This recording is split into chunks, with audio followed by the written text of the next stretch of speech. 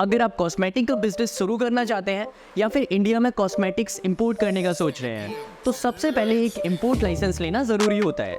इस वीडियो में हम आपको एक स्टेप बाय स्टेप गाइड देने वाले हैं कैसे आप इंडिया में कॉस्मेटिक इंपोर्ट लाइसेंस ले सकते हैं और अपने बिजनेस को लीगल तरीके से ग्रो कर सकते हैं। कॉस्मेटिक का मार्केट इंडिया में बहुत बड़ा है, लेकिन इस मार्केट में एंट्री करने के लिए आपको लीगल अप्रूवल्स और कंप्लायंसेस का ध्यान रखना पड़ता है। कॉस्मेटिक्स इंपोर्ट करना सिर्फ प्रोडक्ट लाने तक की बात नहीं है, बल्कि उसके लिए काफ़ी रेगुलेटरी अप्रूवल चाहिए होते हैं, जिसमें सबसे इंपॉर्टेंट होता है कॉस्मेटिक इंपोर्ट लाइसेंस। ये लाइसेंस लेना CDSCO के अंडर आता है, जो कॉस्मेटिक्स रूल 2020 के तहत इशू किया जाता है।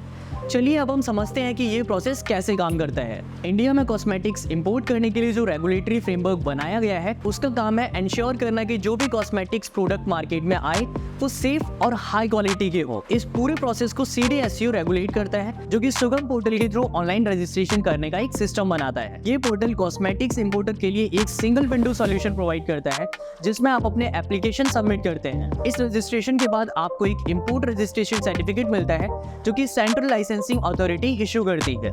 ये सर्टिफिकेट आपको ऑफिशियली अलाउ करता है कि आप इंडिया में कॉस्मेटिक्स को लीगली इंपोर्ट कर सकते हैं।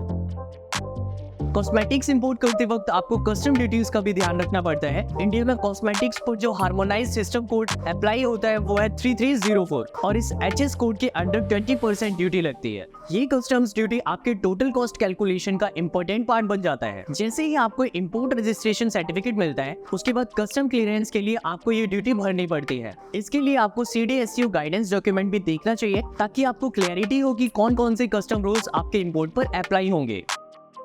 कॉस्मेटिक्स इंपोर्ट करते वक्त आपको कुछ इंपॉर्टेंट डॉक्यूमेंट्स की ज़रूरत होती है, जिसके बिना आपका एप्लीकेशन रिजेक्ट हो सकता है। चलिए देखते हैं कि कौन कौन से डॉक्यूमेंट्स रिक्वायर्ड होते हैं, जिसमें आता है authorisation from the manufacturer, product formulation and label, certificate of analysis, free sale certificate, testing method. ये सारे डॉक्यूमेंट्स लगते हैं। साथ ही आपको ये बताना होता है कि जो प्रोडक्ट आप इंपोर्ट कर रहे हैं उसका टेस्टिंग प्रोसेस क्या है और क्या वो स्टैंडर्ड्स को फॉलो करता है या नहीं।